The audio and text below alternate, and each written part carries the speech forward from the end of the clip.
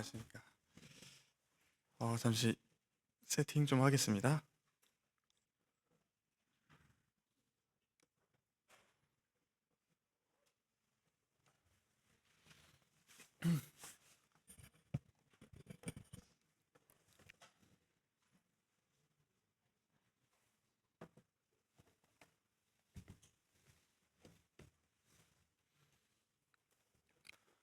마스크 쓰신 분들이 좀 늘어났네요. 네, 감기가 유행이라는데 감기 조심하세요. 저도 최근에 한번 A형 독감에 걸렸어서 너무 아팠거든요. 좀 살면서 와, 이렇게 아픈 감기가 있나 싶어서 새벽에 응급실에 가서 이제 주사를 맞으니까 금방 괜찮아지더라고요. 그래서 네, 꼭 조심하시기 바랍니다.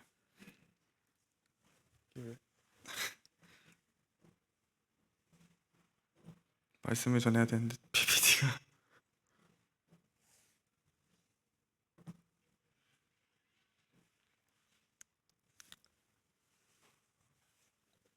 됐네요.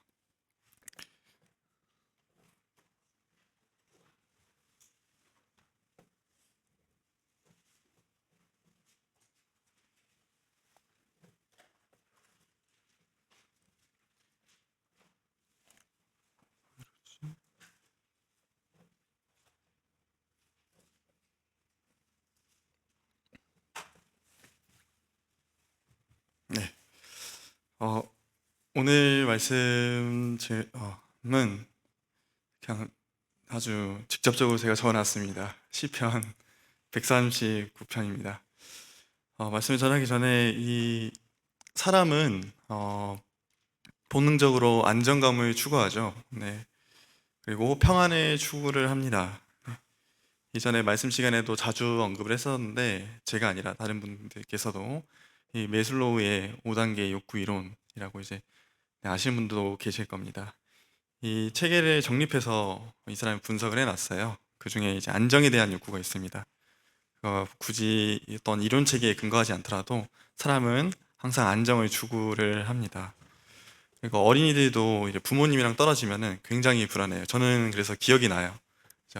엄마 아빠가 나를 두고 어딘가 갔다 하면은 불안해서 엄마 아빠가 올 때쯤 되면은 그 문 앞에 앉아서 막 기다렸던 생각이 납니다. 근데 이게 시간이 점점 지나가면은 괜찮아지죠. 자기 안정감이 좀 찾아지면서. 마찬가지로 근데 사람은 나이가 먹고 나서도 사람은 역시 의지하는 무언가에 자꾸 기대면서 안정을 찾기 마련이죠. 그래서 그 무언가가 없으면은 굉장히 불안해합니다. 그래서 어떤 사람은 자신의 몸을 이렇게 명품으로 치장을 해요. 네.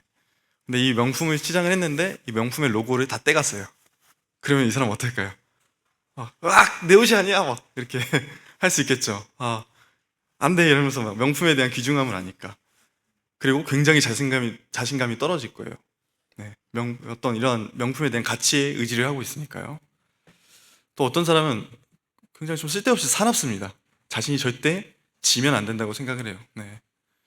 조금이라도 약한 모습을 보이면은 내가 이 사람한테 잡아먹힐 수 있다.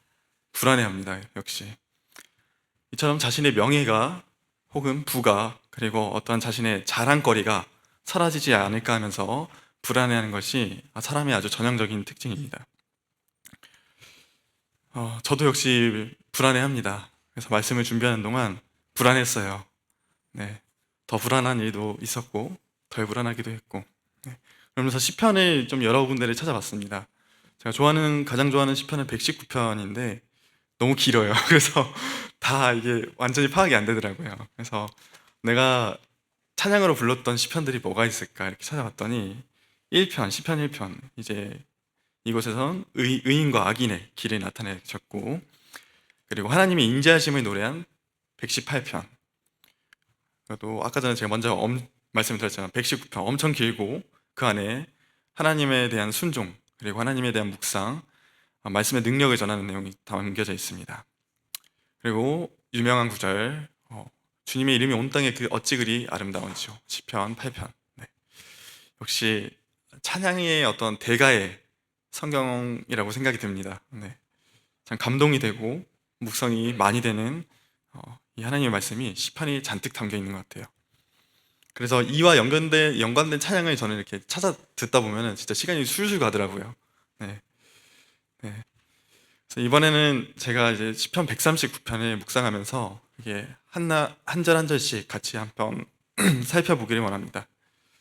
그래서 또 제가 찬양을 들었다 했으니까 이와 연관된 찬양도 한번 같이 들어보셨으면 좋겠어요. 짧게 제가 틀어드릴게요.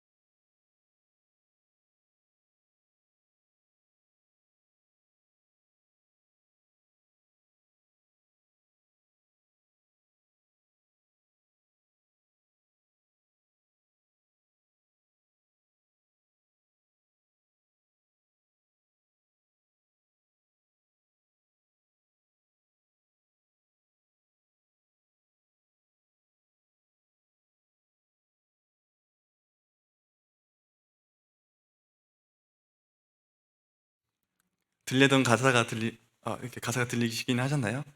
바다 끝에 거할지라도. 네.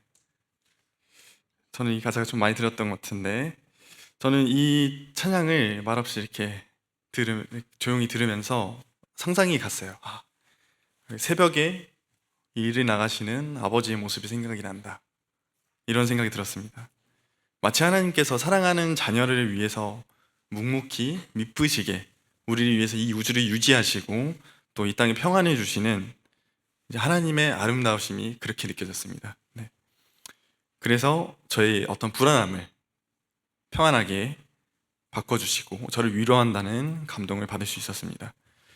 그래서 이 말씀, 139편의 말씀, 찬양 가사와 동일한 이 말씀을 이제 한 절 한 절 찾아보도록 하겠습니다. 다만 이 시편의 기자는 다윗으로 추정이 되는데, 네, 제가 그래서 다윗이나 혹은 시편 기자 이걸 혼용해서 사용하도록 하겠습니다.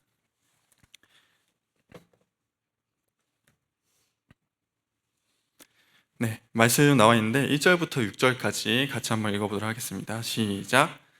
여호와여, 주께서 나를 살펴보셨으므로 나를 아시나이다.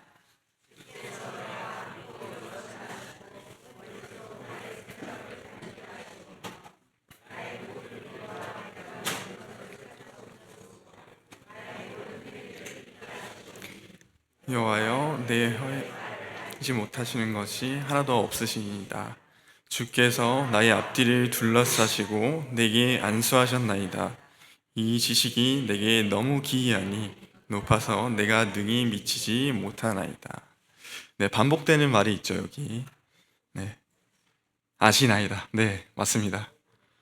네, 시편 기자는 1절부터 4절까지 계속 아시나이다, 나를 아시나이다 이러면서 주님에 대해서 고백을 하고 있습니다. 1절에 나를 아시고, 2절에 나의 생각을 밝히 아시오며, 3절 나의 모든 행위를 익히 아시오며, 4절 알지 못하는 것이 하나도 없으십니다. 이렇게 연속으로 나를 정확히 하시는 하나님을 고백하고 있습니다.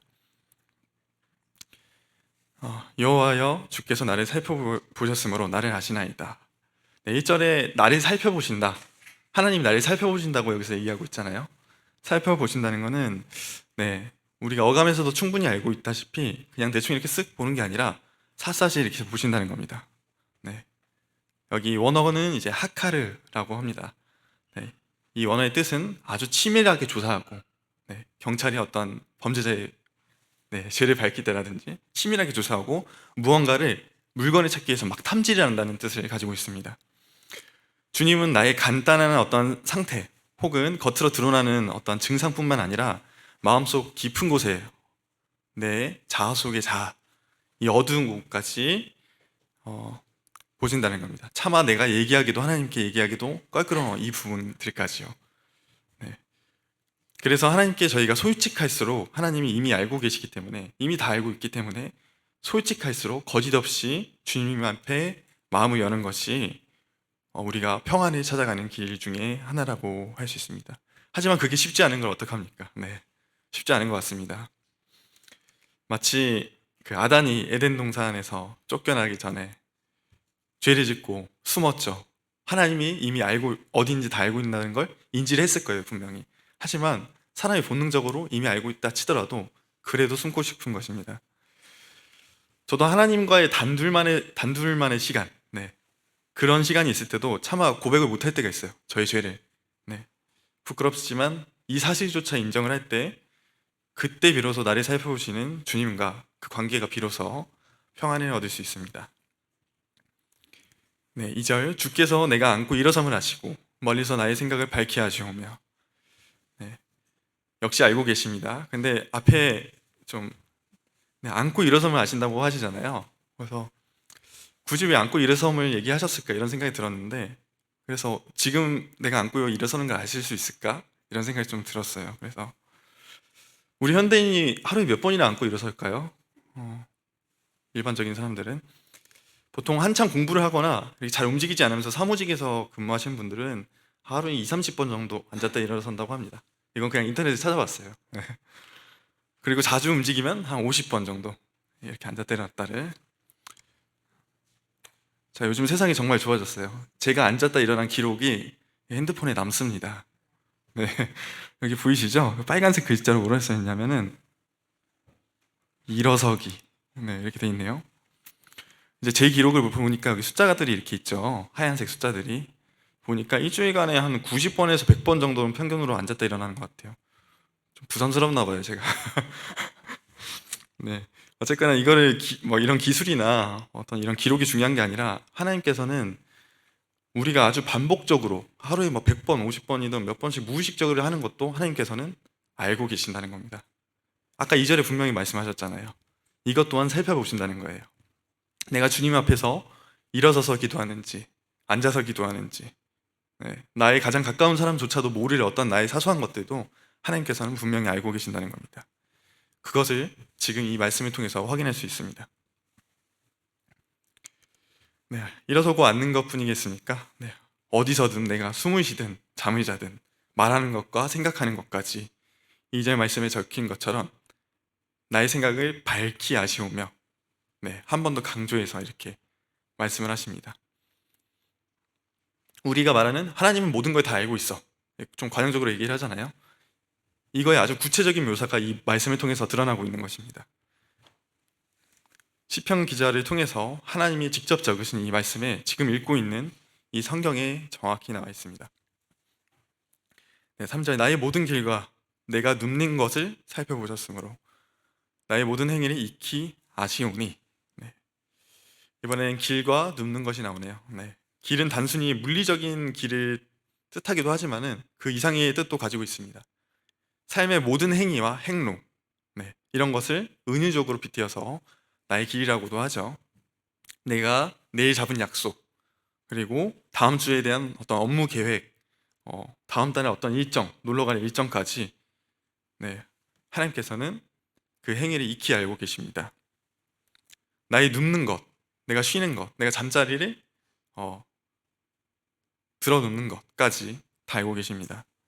내가 찬양을 듣고 사색에 잠겨서 하나님을 생각하는 것, 하나님이 어쨌든 비워서 원망스러울 때도 하나님께서는 다 살펴보고 계십니다. 아주 사적인 것까지 나의 모든 행위를 익히 하신다는 것을 3절을 통해서 또 이야기하고 있습니다. 네, 이번에는 살펴보셨으므로가 동일하게 나오는데 1절에 살펴보셨으므로와는 살짝은 다른 의미입니다. 이번에 살펴보셨으므로는 자라라는 문자를 사용했는데요. 이거는 어떠한 알곡, 이제 농사 짓잖아요. 이 알곡을 고르기 위해서 쭉정이를 이렇게 바람에 이렇게 쐐일 때 살펴본다라는 용어입니다. 네. 굳이 이렇게 왜 다르게 쓰셨을까 생각을 했는데, 하나님께서 제 삶을 그저 바라만 본다는 게 아니라고 저는 생각이 들었어요. 그냥 지켜보는 게 아니라 거른다는 겁니다. 살펴보시면서. 네. 하나님께서는 축정이 같은 것을 우리 삶에서 흩어버리고 우리의 아주 본질적이고 그 가려져 있는 것을 파헤쳐서 실제적인 것을 보신다는 거죠. 저는 그래서 이 부분을 읽으면서 생각이 났던 게, 이제 같이 한때 일했던 분들 중에 한 분이 매번 하시던 얘기가 있었어요. 어떤 얘기냐면, 본인은 진심보다 진실이 중요하다. 이게 쉽게 얘기하면은 실적을 가져오라 이거예요. 네.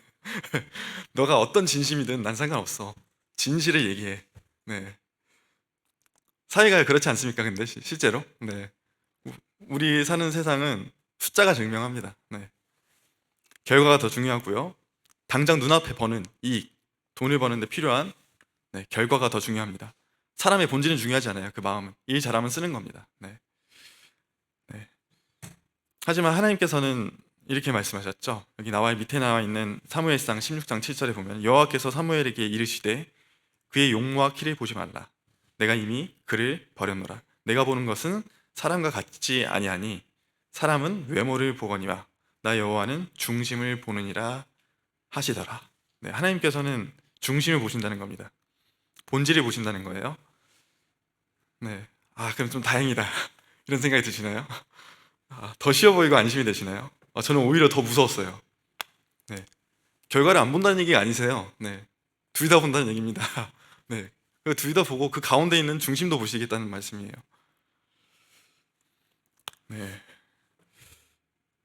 내가 주님께 저 이렇게 하겠습니다. 이 고백만으로는 부족하다는 겁니다. 제가 실천하고 그 열매까지 맺는 것을 하나님께서는 쭉 지켜보신다는 거예요. 자라의 뜻으로, 자라라는 뜻으로 살펴보시는 하나님에게는 저희가 꿍꿍 감춰두고 있는 껍데기를 다 날려보내실 겁니다.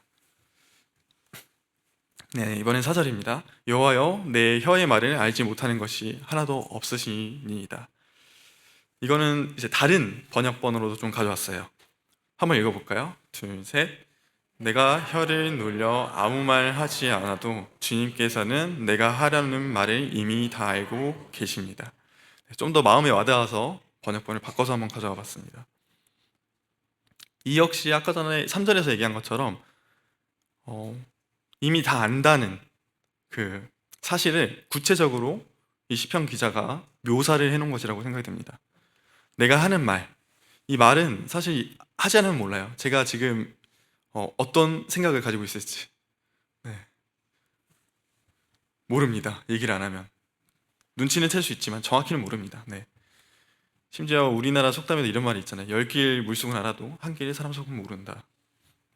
말을 숨기면 그 마음을 아예 재간이 없습니다. 하지만 신은 압니다. 신이니까요. 그 신이 하나님입니다. 그 증거가 바로 여기 말씀에 나와 있습니다. 뿐만 아니라 마음도 꿰뚫어 보시죠. 이미 다 알고 있습니다. 주님 앞에서는 우리는 그저 발가벗은 사람입니다. 진짜 항상 창피하고 다 드러나 있습니다. 이 밖에도 다른 성경에 하나님이 사람의 마음을 아신다는 이 사실은 너무나도 이렇게 많이 나와 있습니다. 적은 것 이외에도 많습니다. 그렇기 때문에 예수님의 제자 베드로도 예수님이 너가 나를 사랑하느냐 이렇게 물었을 때 베드로의 그 믿음이 가득 담긴 대답이 네, 사랑합니다가 아니라 주님을 사랑하는 줄 주님께서 아십니다 라고 고백을 했던 것 같습니다. 5절입니다. 주께서 나의 앞뒤를 둘러싸시고 내게 안수하셨나이다. 이제 아시나이다는 거의 끝났고요. 이제 이번에는 앞뒤로 둘러싸고 계신다고 하네요. 이게 그냥 빙빙 이렇게 둘러가지고 뭐 이렇게 강강술래 하듯이 하는 게 아닙니다. 여기 원어를 제가 또 써놨죠. 추르, 에워싸다, 포위하다, 장악하다. 추르, 고양이 추르 아닙니다. 발음이 비슷하긴 한데, 이제 추르라는 단어는 보통 전쟁에서 공격을 하거나 방어를 해야 할 때 이랬습니다. 우리가 추르해서 막아내자, 추르해서 공격하자. 이 뜻은 진짜 빈틈없이 바람이나 물 셀 틈 없이 적극적으로 포위를 하겠다 혹은 둘러싸겠다라는 뜻입니다. 하나님이 나에게 이러고 계신다는 거예요. 주변에서 그냥 어슬렁대는 게 아니라 저를 완전히 감싸겠다는 겁니다. 우리를 보호하실 때는 진짜 공기 하나도 물 한 방울도 새지 않을 만큼 우리를 둘러싸고 계십니다. 그래서 우리가 주님 안에 평안한 것 같아요. 마치 뱃속에 있는 태아처럼. 주님께서는 이렇게 저희를 보호하십니다. 그리고 뒤에 나와 있는 안수하십니다. 네. 안수한다. 이게 번역이 좀 요즘 말로 좀 헷갈리긴 한데 손을 뻗어서 얹어준다 라는 뜻입니다. 손을 뻗어서 지금 얻는 행위는 잘 많이 없죠. 누가 갑자기 이렇게 하면 뭐야 이렇게 할 텐데, 옛날에는 아시다시피 특별한 의미가 있었죠. 그저 어떤 친근감을 드러내는 것 이상의 의미. 이 당시에 역시 아시다시피 신체적 이런 안수하는 접촉 행위는 성경에서 찾아볼 수 있는 기름 부음의 행위, 하나님께서 왕으로 삼거나 제사장으로 삼을 때, 혹은 축복하는 행위, 이삭이 야곱한테 그 눈이 안 보이는 상황에서 손을 뻗어서 안수했죠. 이렇게 그 의미 이상의 것을 가지고 있습니다. 행위 이상의 것을. 하나님께서는 우리를 축복하시고 또 영적, 육체적 보호하심을 이 말씀을 통해서 안수한다 이렇게 표현을 하십니다. 이 앞에 있는 내용들을 이제 구도자들한테 이렇게 설명을 하다 보면은 죄책감 때문인지 이렇게 생각을 하더라고요. 내 말과 행동을 다 알고 막 지켜보고 좀 음침한 사람 아니야? 이렇게 생각을 하더라고요. 얘기를 해주면은. 그래서 그런 존재라면은 사실 우리의 속내를 보면은 진짜 썩었다 하고 한 대 치겠죠. 네. 하지만은 하나님께서는 그러신 분이 아니지 않습니까? 그래서 따뜻하게 손을 뻗어서 안수를 하시는 겁니다. 안에 더러운 것들이 가득히 보이는데도 불구하고. 5절 말씀을 통해서 우리는 분명히 이 하나님이란 존재가 우리를 따스하게 바라보시고 우리를 사랑하시는 하나님이라는 것을 다시 한 번 더 확인할 수 있습니다. 나를 사랑하셔서 나를 보호하시고 나를 변호하시고 그러신 분입니다. 주님께서는 다 알고 나서, 이미 다 알고 있는 상태에서 곁에 계십니다. 앞뒤로 보호하시려고 둘러싸고 계시죠. 그리고 저에게 안수하십니다. 주님의 따스한 손으로 위로하고 보호하십니다. 6절입니다. 이 지식이 내게 너무 기이하니 높아서 내가 능히 미치지 못하나이다. 시편 기자는 한 번 더 이 사실에 대해서 그래서 감탄을 합니다. 너무 놀랍다. 하나님 나한테 이렇게 해주시는구나. 너무 감사하다. 너무 놀랍다. 너무 평범하고 일반적이지가 않아서 이해할 수가 없는 상황이다. 라는 말을 이렇게 좀 이야기하는 겁니다. 하나님께서는 그러신 분입니다. 진짜 이해할 수가 없을 정도예요. 이해를 못하겠어요. 그래서 믿어야 되는 것 같습니다. 스스로를 알수록, 하나님을 알수록 결국 그 앞에서 내가 작아진다는 것을 느낄 수가 있죠. 감히 이분 앞에서 내가 어떤 것도 할 수도 없고 그저 경외하는 이런 태도밖에 보일 수 없다는 거.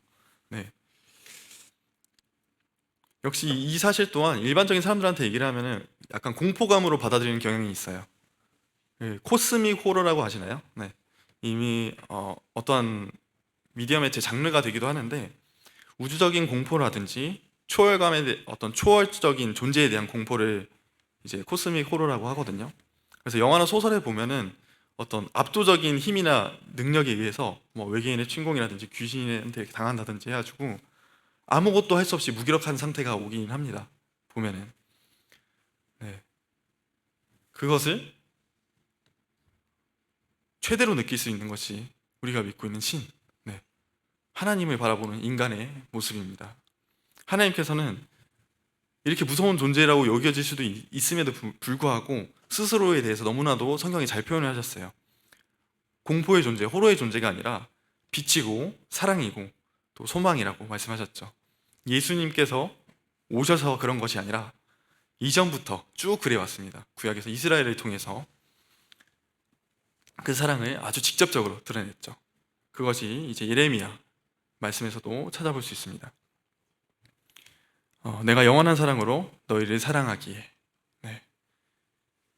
태초부터 계속 표현하셨습니다. 자신의 성품을 드러내시고 믿음의 존재로 오셨음을 아주 오래전부터, 수천 년 전에도, 어제도 그리고 오늘도 나타내신다는 것을 알고 있어야 됩니다. 그분의 놀라운 능력을 또 깨닫게 되고 놀라운 이 감정조차도 표현한다는 것을 이 성경을 통해서 확인할 수 있었습니다. 그래서 더욱 감사한 부분인 것 같습니다. 네. 24절까지 해야 되는데 큰일 났네요. 네, 속도를 좀 높여보겠습니다. 이번 7절에서 12절 살펴보도록 하겠습니다. 읽겠습니다. 둘, 셋. 내가 주의 영을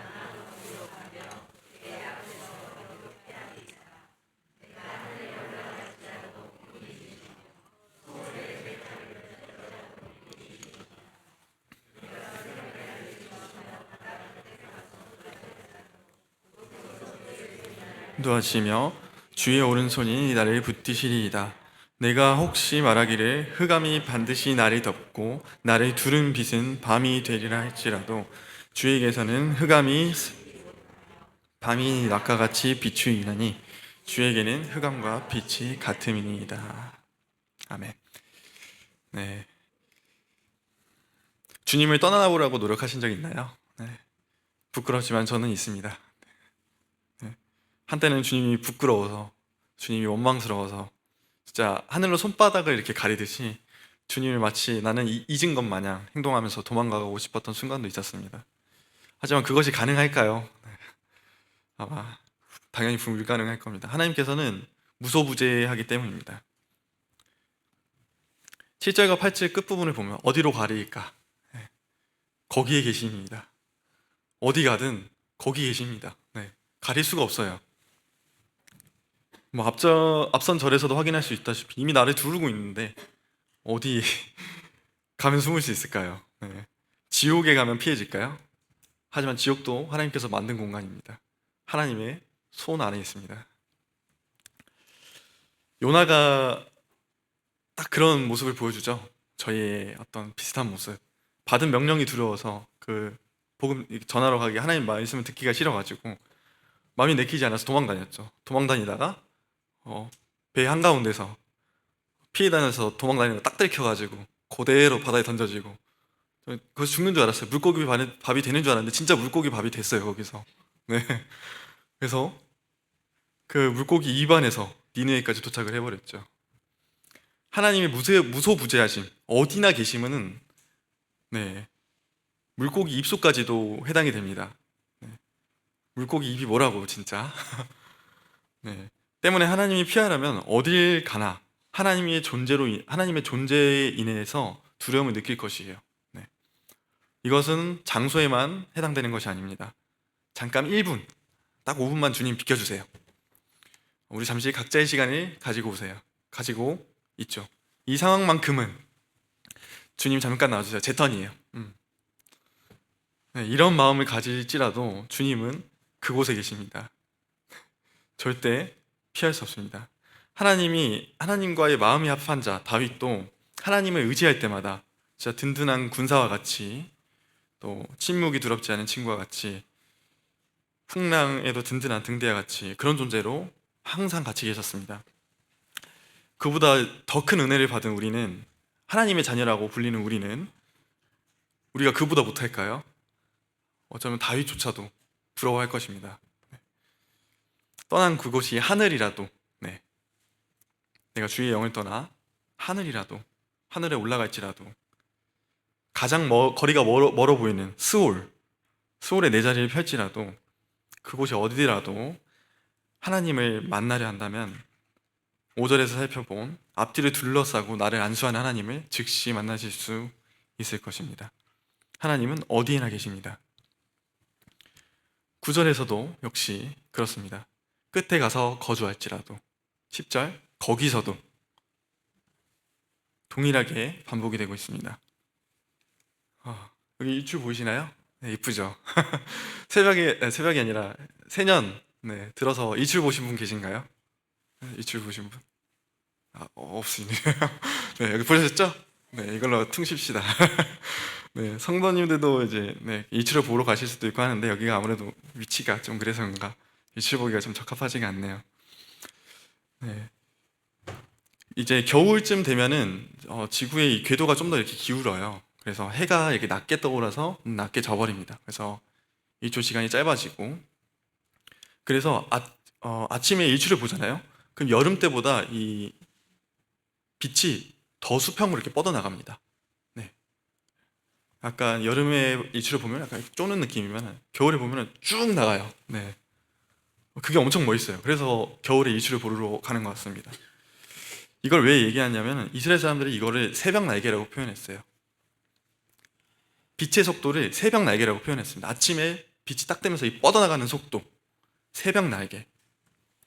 9절에 뭐라 나와 있죠? 내가 새벽 날개를 치며 바다 끝에 거주할지라도, 내가 아무리 빨리 이 빛과 같은 속도로 가버리는 겁니다. 바다 끝까지. 하지만 거기서도 나를 인도하시고 나를 붙드시는 하나님을 발견할 수 있었다는 겁니다. 바다 끝에 거한다. 이것도 굉장히 중요한데요. 이 당시 사람들이 지구가 둥글다는 걸 알았을까요? 네, 몰랐겠죠 아마. 네, 지구가 둥글다는 사실이 이제 기록으로 남아 있는 건 이제 기원전 한 6세기 정도 되거든요. 이 시편 기자로 추정되는 다윗이 살았던 때는 한 4,000년 더 이전, 기원전 10세기 사람입니다. 이 당시의 사람들은 바다가 저 끝이 있다고 생각을 했었을 것 같아요. 네. 지구가 둥글다는 사실을 알지 못했을 것으로 상상이 되고, 그래서 이 바다를 굉장히 혼돈과 무질서의 상황으로 봤을 거예요. 그래서 이 구절에 말하는 내가 새벽 날개로 저 바다 끝, 저 무섭고 뭐가 있을지 모르고 무서운 이 공간, 불안한 공간에 거할지라도 하나님께서는 그곳에서 나를 인도하시고 나를 붙드신다는 것을 표현을 한 겁니다. 예수님의 제자들도 상당히 두려워했죠. 다 바다 가운데서. 네. 이미 바다 끝이면 어떡해, 나 진짜 못 돌아가는 거 아니야 집에? 옛날 사람들은 배 타면은 집에 돌아오는 게 어떻게 보면 감사한 부분이었잖아요. 풍랑을 만나고 배가 쓰러지면 어떻게 살아납니까? 네. 하나님께서는 그럼에도 불구하고 내가 그 끝에 있을지라도, 혼돈과 어둠 속의 끝에 있을지라도, 이 세상 끝에 있을지라도 하나님께서 나를 인도하시고 붙으신다는 믿음을 주셨기 때문에 저희가 하나님이 더 의지할 수 있는 것 같습니다. 때문에 하나님 앞에서는 어떤 두려움도 어떤 혼돈도 의미가 없습니다. 그리고 새벽 날개와 같이 빠른 속도, 하나님에게는 속도도 시간도 공간도 의미가 없습니다. 오직 하나님 앞에 모든 단위는 하나님이란 한 글자로 통일이 될 뿐입니다. 11절 내가 혹시 말하기를 흑암이 반드시 나를 덮고, 12절 주에게서는 흑암이 숨기지 못하며. 흑암, 어둘 흑, 어둘 암, 어둡고 어두운 것. 블랙만타라는 색깔을 아시나요? 블랙만타? 블랙 반타인가? 네. 검정색도 등급이 있어요. 보시면은 좀 이상하죠? 검정색도 등급이 있어요. 조금 회색 같은 거에서 완전 진한 것까지. 여기 성도님들이 입으신 옷도 보면 검정색이긴 한데 다 달라요. 조금씩. 네. 이 사진을 보면 좀 이상하죠? 마치 여기를 이렇게 오려낸 것 마냥. 네. 이 빔 프로젝트가 얼마나 이걸 구현해낼지 모르겠는데 이 빛이 어쨌거나 이 색은 빛의 약 99.96%를 다 흡수한다고 합니다. 0. 몇 %만 하는 거예요. 그래서 이 물체의 형상을 알아볼 수가 없죠. 여기가 튀어나왔는지 구부러졌는지. 상상을 해보는 겁니다. 흑암이 아까 내 주위를 덮는다고 했잖아요, 말씀에서. 이런 흑암이 내 주위를 다 덮어요. 여기가 손 뻗으면 닿아서 부딪힐 곳인지, 내가 발이 헛디디면 떨어질 곳인지, 굉장히 불안과 혼돈의 요소죠. 어둠 속은 그런 곳입니다. 사람은 아까 전에도 얘기했지만 미지, 내가 모르는 것, 불확실함, 이것에 대한 공포는 사람에게 매우 큰 불안함을 가져옵니다. 흑암이 그렇습니다. 여기서 얘기하는 흑암이. 그런 흑암조차 이기시는 하나님, 그 흑암에서조차 하나님은 세상을 창조하셨습니다. 창세기 1장 2절에서 나와 있죠. 땅이 혼돈하고 공허하며 흑암이 깊음 위에 있고 하나님의 영은 수면 위에 운행하시니. 흑암은 하나님한테 아무것도 아닙니다.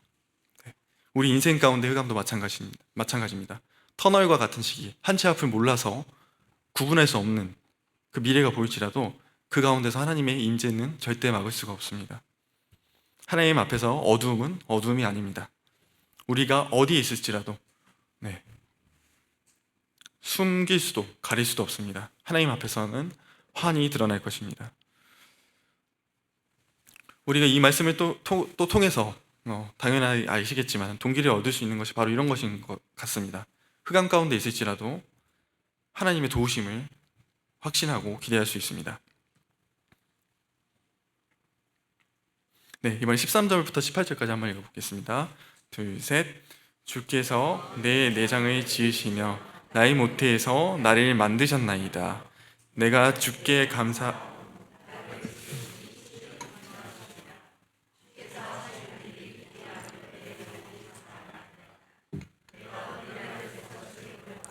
땅의 깊은 곳에서 기이하게 지음을 받은 때에 나의 형체가 주의 앞에서 숨기지. 내 형질이 이루어지기 전에 주의 눈이 보셨으며 나를 위하여 정한 날이 하루도 되기 전에 주의 책에 다 기록. 하나님이여, 주의 생각이 내게 어찌 그리 보배로우신지요, 그 수가 어찌 그리 많은지요. 내가 세려고 할지라도 그 수가 모래보다 많도소이다. 내가 깰 때에도 여전히 주와 함께 있나이다. 아멘. 네, 내 내장을 지으시며 모태에서 나를 만드셨나이다. 시편 기자는 주님이 창조자임을 찬양하고 있습니다. 나를 키우고 나를 기르신 부모님 감사합니다가 아니라 내 내장을 직접 만드시고 나를 모태에서 만드신 하나님 감사합니다, 이렇게 고백을 하고 있어요. 여기서 지으시며, 이 단어 또한 창세기 1장에서 사용하는 지으시며의 단어와 동일하게 사용되고 있는 것과 같습니다. 주님께서 이 몸을 만든 것이 진짜 얼마나 신기합니까? 여기 있는 몸.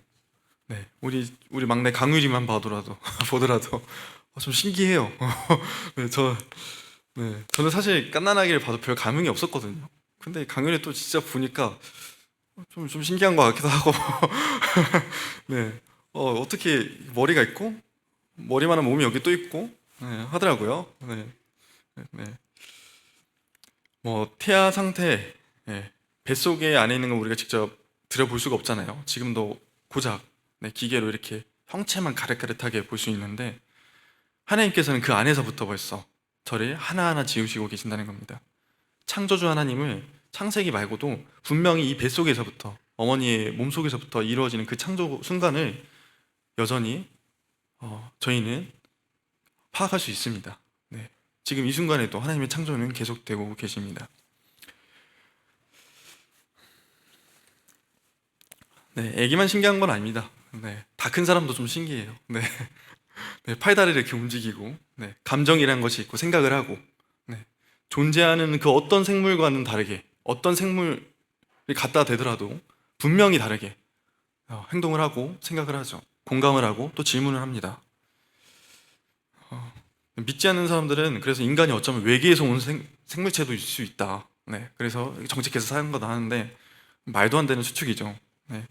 외계인 하라고 하세요. 저는 싫어요. 그만큼 사람이 신기한 생명체다라는 것은 하나님을 믿든 안 믿든 동일하게 생각하는 부분입니다. 얼마나 기묘합니까? 이 주님의 작품이, 주님의 능력이 얼마나 기묘합니까?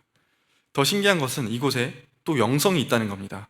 눈에 보이는 이 눈, 코, 입, 귀뿐만 아니라 영성이 있다는 것이에요. 하나님과 교류할 수 있는 그 능력. 그리고 창조 시기에는 그 능력이 아주 자유로웠지만 그 능력을 잃어버린 지금 하나님께서는 우리를 너무나 사랑하셔서 그 방법과 교류할 수 있는 방법과 해결책까지 마련하고 준비하시고 제시하셨다는 겁니다. 그래서 더욱 심히 기묘한 것 같습니다. 내가 은밀한 데서 지음을 받고, 15절입니다. 땅의 깊은 곳에서 기이하게 지음을 받은 때에 나의 형체가 주의 앞에 숨겨지지 못하였나이다. 은밀한 곳, 땅속, 깊은 곳.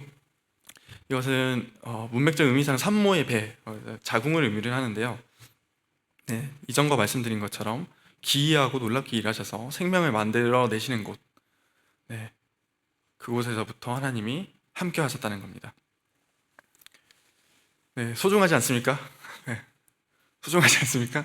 앞에 계신 형제님, 자매님 다 소중한 존재입니다. 하나님께서 직접 만드셨잖아요.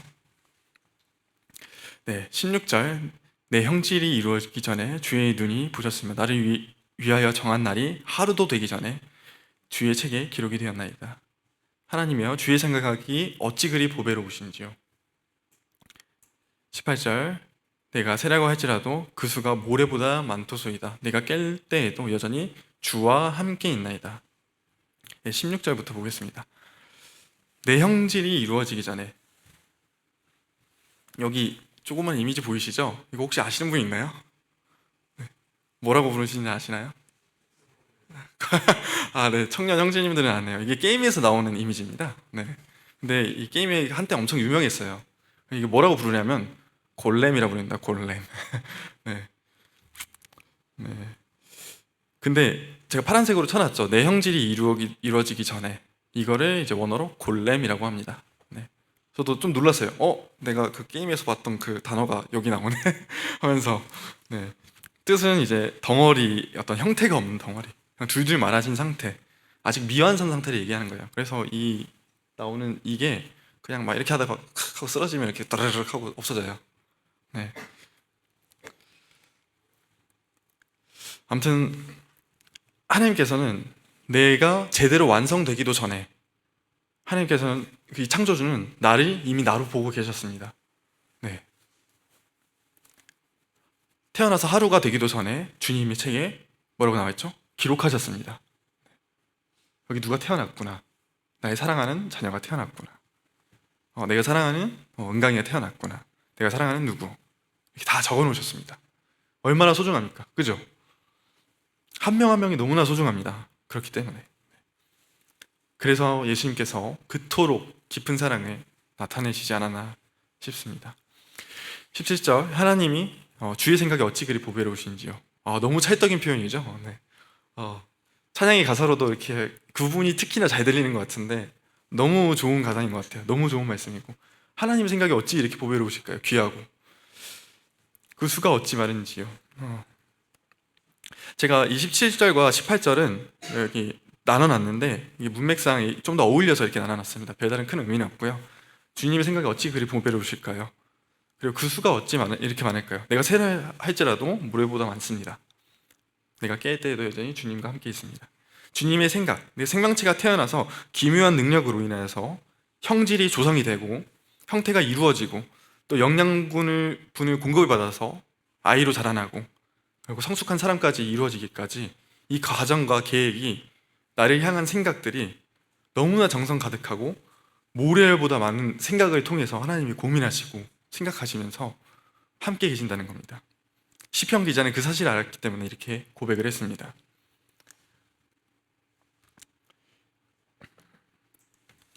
그 수가 너무 많아서 설명하기도 힘들고 이해할 수도 없는 그 정성에 그 섭리는 진짜 가늠할 수가 없어서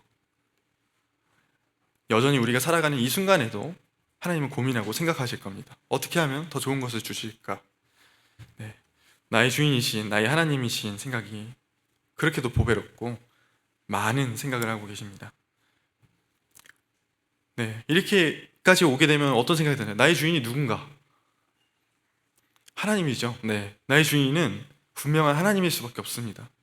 하나님께서 내가 이렇다라고 이렇게 저희 구구절절히 표현을 하시는데 어떻게 부정할 수 있겠어요? 네.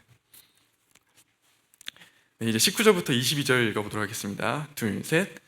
하나님이여 주께서 반드시 악인이 죽이시리이다. 피 흘리기를 즐기는 자들아 나를 떠날지어다. 그들이 주를 대하여 악하게 말하며 주의 원수들이 주의 이름으로 헛되이 맹세하나이다. 여호와여 내가 주를 미워하는 자들이 미워하지 아니하오며 주를 싫어하는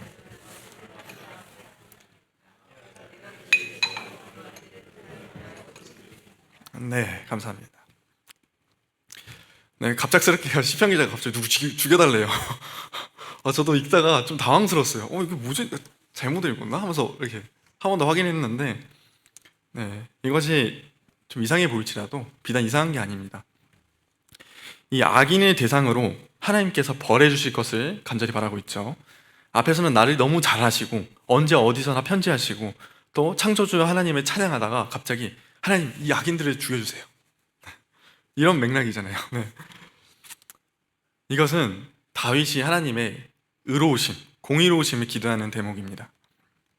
단지 개인의 사적인 아들한테 배신당하고 여러 가지 죽을 뻔한 위기를 넘기고 왕과 같이 여기던 사람한테 쫓기고 이때에 부글부글 끓는 이 복수심으로 하나님 저 사람 좀 죽여주세요 이게 아니라 하나님의 의가 온전히 실현되길 바라는 열망이 더 앞선 고백입니다. 네. 왜냐하면 그 앞절 지금 좀 시간이 좀 지나가지고 뭐 좀 멀게 느껴질 수도 있는데 1절과 4절 보면은 하나님께서 다 아시지 않습니까? 아시지 않습니까? 이렇게 고백하지 않습니까? 하나님께서 제 마음 아시지 않습니까? 그래놓고 이 고백이 거짓된 고백이면은 하나님께서 기쁘게 받으시겠습니까? 네. 19절부터 22절은 하나님의 의가 완전히 세워지길 바라는 시편 기자의 말씀입니다. 문맥상 다윗은 그래서 계속해서 하나님이 인간의 깊은 마음과 그 마음으로부터 나오는 행위를 익히 알고 계신다는 사실을 계속해서 잊지 않고 있습니다. 이 악 자체를 향한 이 죄를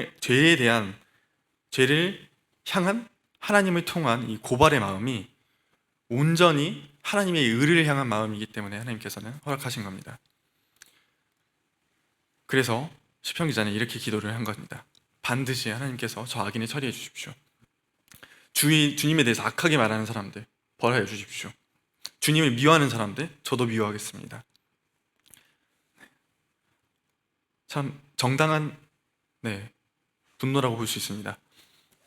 더불어 하나님은 하나님의 사랑과 읽다 보면 이 어색함을 어떻게 해결할 수 있냐면은 하나님의 사랑과 거룩함과 의로움은 이 세 가지 요소가 비례해서 어느 하나가 뒤처지지 않는 것이 하나님의 속성입니다. 성경을 통해서 워낙 저희가 이제 예수 그리스도의 사랑을 많이 묵상하고 감상하다 보니까 그럴 수도 있는데 알고 계시겠지만 그것만이 하나님의 전부가 아닙니다. 하나님의 속성은 거룩함과 의로움도 동시에 둔하게 있습니다. 사랑이라는 속성으로 하나님의 의로우심과 거룩함을 절대 가릴 수 없습니다. 하나님의 의는 반드시 사랑과 함께 드러납니다. 다른 말씀의 내용을 가져보자면 시편 11편 5절에도 하나님은 모든 행악자를 미워하시죠. 악인과 폭력을 좋아하는 자들 미워하십니다. 잠언 6장에는 교만하는 눈, 거짓된 형, 무지하게 피 흘린 손, 악한 계획을 꾸미는 마음, 악으로 달려가는 발걸음, 형제 사이를 이간질하는 것, 하나님은 분명히 죄에 대해서 미워하십니다. 아주 구체적으로 이렇게 눈, 발, 마음 언급하시면서 이야기를 하시고 계십니다. 어쩌면 사랑의 하나님으로만 바라보던 우리의 좁은 시야 때문에 하나님이 조금 더 낯설게 느껴질 수 있습니다. 하지만 그거는 저희의 좁은 시야 때문입니다. 강경하게 진짜, 그리고 절대 하나님의 의에 도전할 수 없게끔 죄에 대해서는 선을 그으십니다. 그렇기 때문에 저희가 의로우신 하나님이라고 부를 수 있는 것입니다. 이제 마지막 두 절이 남았네요. 같이 읽겠습니다. 시작. 하나님이여 나를 살피사 내 마음을 아시며 나를 시험하사 내 뜻을 아시옵소서. 내 무슨 인다 보시고 나를 영원한 길로 인도하소서. 앞서 악인의 심판을 고백하는 다윗의 기도가 이제 23, 24절에도 동일하게 나와 있죠. 나를 살피세요. 하나님 나를 살펴주세요. 내가 어떤 악한 짓을 했는지 하나님 저를 시험해 주세요.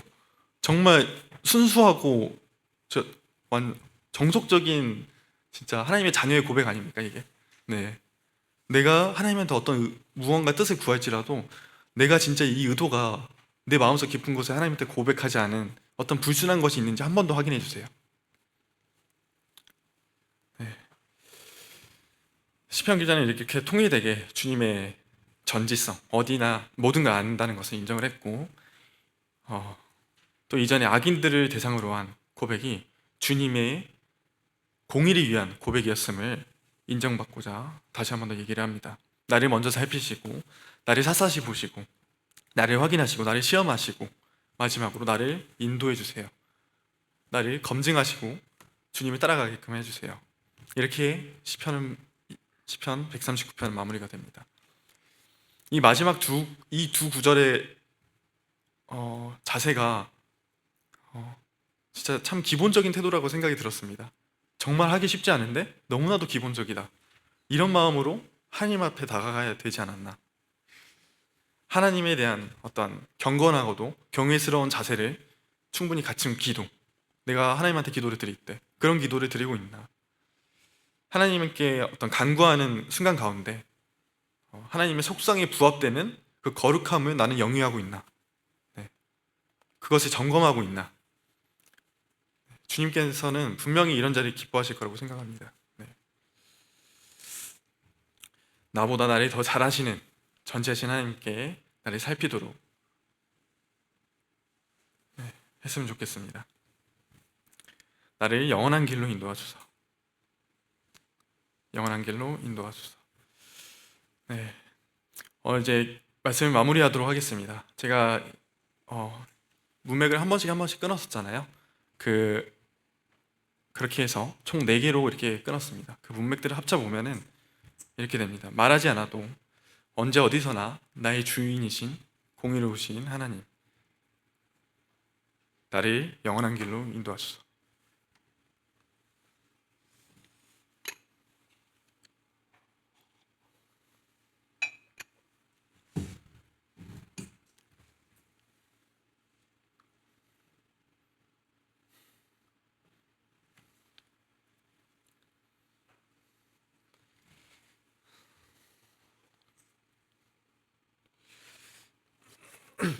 죄송합니다. 네. 속으로 네, 속으로 시기하고 또 죄를 지을 때도, 원망하고 질투할 때도, 또 기뻐하고 행복할 때도, 상상하고 또 내 자신을 돌아볼 때도, 고민하고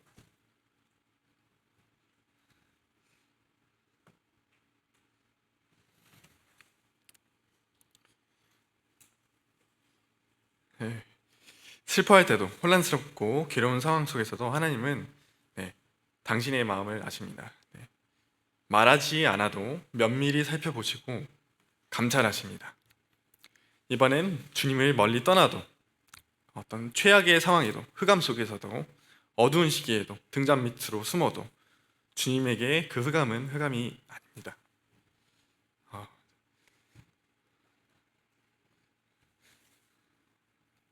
주님은 언제나 우리를 두르고 안수하십니다. 태에서 신묘하고 기묘한 능력으로 나를 창조하시고 또 주님의 책에 기록하시고 수없이 많은 생각을 하시는 주님은 우리의 창조주이자 주인이십니다. 죄악의 형태를 미워하시고 또 가만두지 않으셔서 하나님의 의를 반드시 지켜내시는 공의로우신 하나님이 우리의 하나님입니다. 불안한 나의 마음에 든든함이 되시는 그런 하나님이 저희와 함께 하십니다. 무엇을 하든 어디를 가든 하나님이 함께 하심을 기억하고 또 그로 인해서 나를 영원한 길로 인도하실 거라는 것을 형제 자매님들도 기억하고 함께 기도하시기를 바랍니다. 기도하고 마치도록 하겠습니다.